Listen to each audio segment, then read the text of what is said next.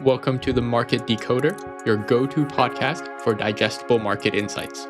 Join us as we deep dive into the latest trends, uncover valuable insights, and share expert perspectives you won't find anywhere else.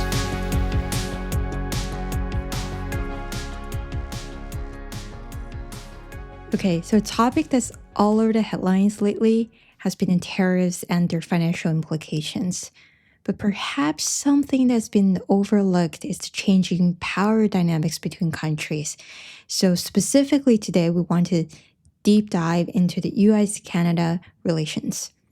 Yeah, they used to be friendly neighbors, but it seems almost overnight the tension between these two countries increased drastically. To understand this changing dynamic, we have to go deep into how the oil and gas trade between the two countries was a major catalyst in the relationship. Our mission today is to distill those key insights for someone wanting to understand what's going on. I know, what a show, right?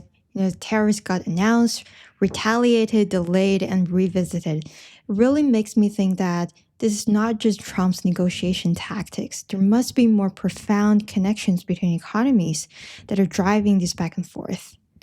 So, we'll be looking at the history of this trade relationship, what happened with these tariff disputes in March of 2025, and potentially the long term consequences. Yeah, this is significant consider Canada is the single largest foreign supplier of energy to the US. Wow, that's a huge trading relationship. Yeah, in fact, annually, it's about $1 trillion in trade between the two countries. And here it is, roughly $2.5 billion every day in goods and services are exchanged. Every day? Yeah, it's a very deeply integrated market. So something happening in one area can have a significant impact in the other. Yeah, it's an astronomical amount. And this highlights strategically how important this is. Right.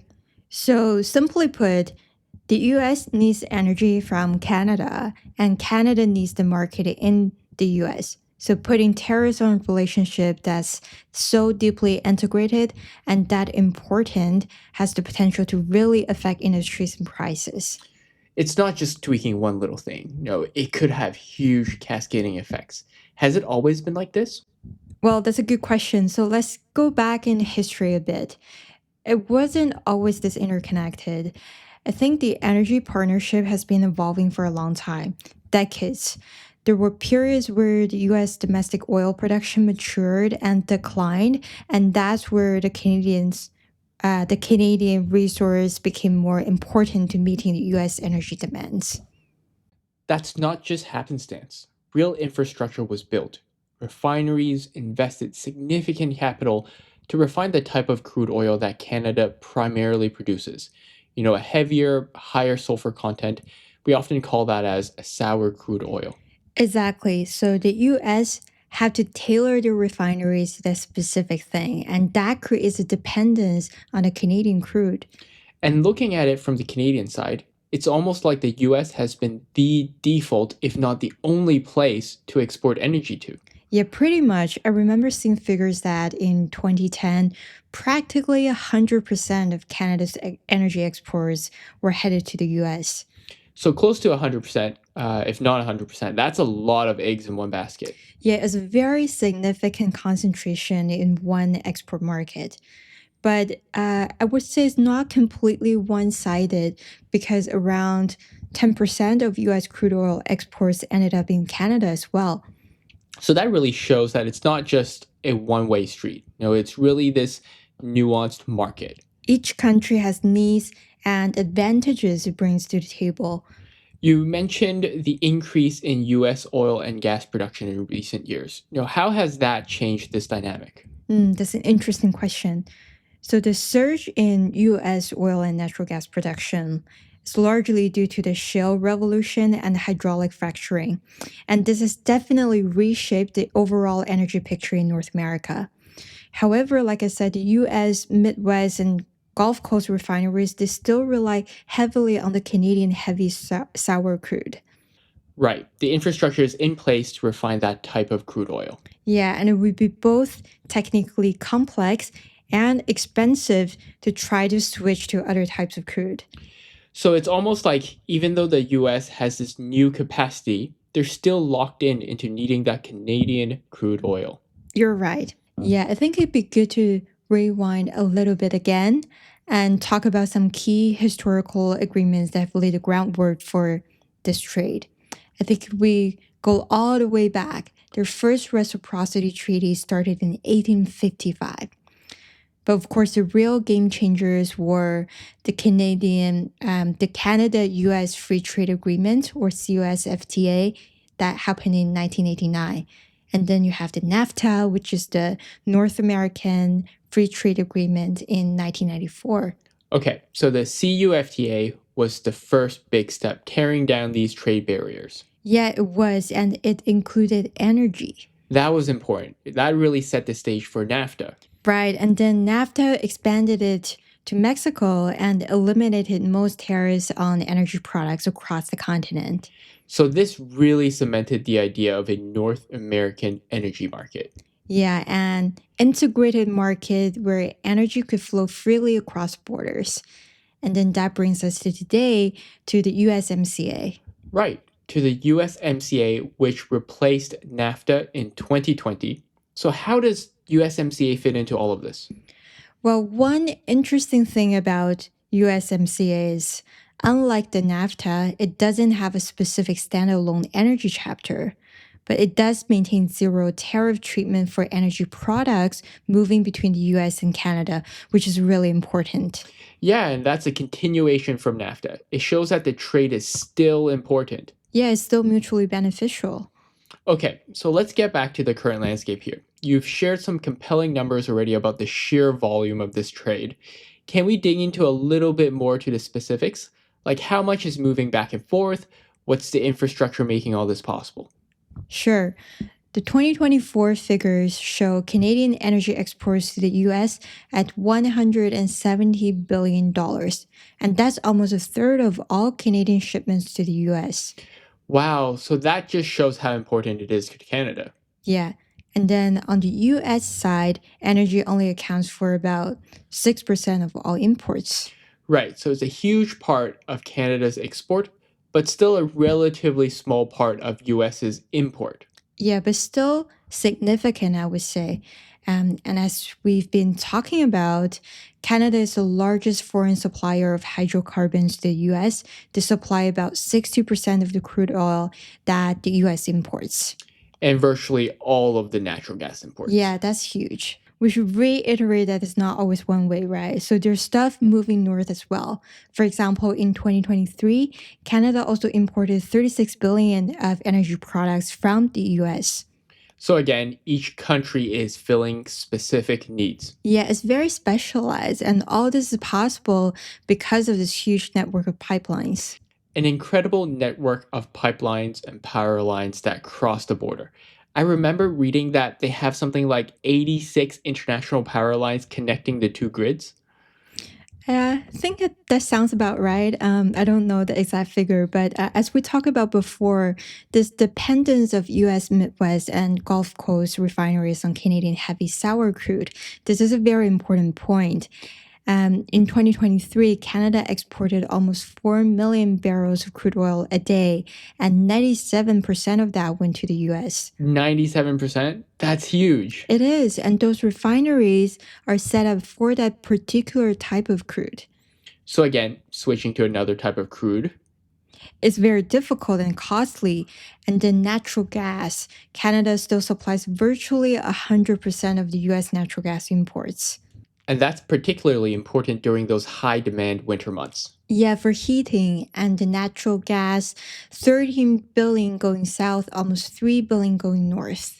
Just shows you the scale of the energy trade between these two countries. Yeah, bring this back to our topic on tariff. This is all happening against this backdrop of pretty much free trade, right? That's right. And then we get to March 2025 and things take a turn. Right. So this U-turn happened on February 1st when Trump declared what he called a national security emergency. So after that, he issued an executive order putting tariffs on virtually a wide range of goods coming from Canada.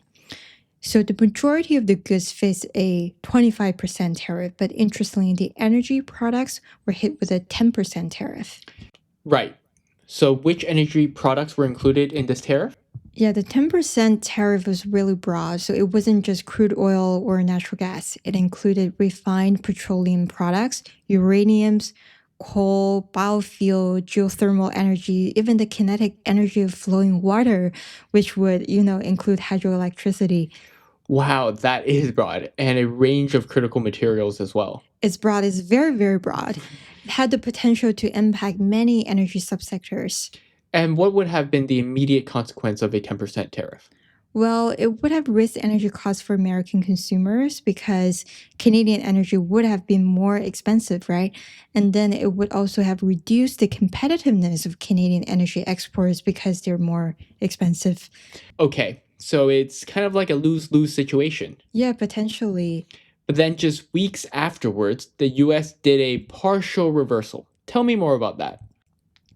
Yeah, so the situation evolved very quickly. On March 6th, Trump issued another executive order, and this one paused the tariffs on goods coming from Canada that qualified for preferential treatment under the USMCA. And this pause went into effect the very next day. Wow, that was quick. Yeah, and importantly, it included energy products that met the rules of the origin under the USMCA. Okay, so why the sudden change? Well, I think the most likely reason was that the US administration was starting to realize the potential harm these tariffs could have on the key integrated supply chains like automotive and energy. So they were concerned about disrupting these flows of goods and materials and hurting American industry instead. Right, right. So it's likely that they wanted to at least partially uphold the principles of the USMCA, which have been implemented. Yeah, but the key thing to remember is that this pause wasn't a complete rollback. It only applied to goods that were USMCA compliant. So there are still a little bit of uncertainty in this area. Yes, for companies trading energy across the border, the tariffs could come back or new tariffs, could be put in place. So it wasn't a complete resolution. Even with the temporary pause, what are some of the potential consequences? Yeah, so some experts predicted that a sustained tariff on Canadian crude could lead to an immediate increase in the US gas price. And some estimated were as high as 70 cents per gallon. So that would be a big deal for consumers. It would be a very big deal. For refineries that rely on Canadian heavy sour crude, again, a 10% tariff would increase their input cost, and then it could disrupt their operations and lead to higher refined product prices, and the list go on. And for the Canadian oil and gas company, so much of it goes to the US. So this is a big threat to them, right? Reduced demand from their primary customer, lower export revenues, potentially project delays, reduced investment, and just the uncertainty itself could be really bad for them already. And then beyond just oil and gas, how could this affect the broader supply chains? The North American economy is very integrated, as we've learned so far.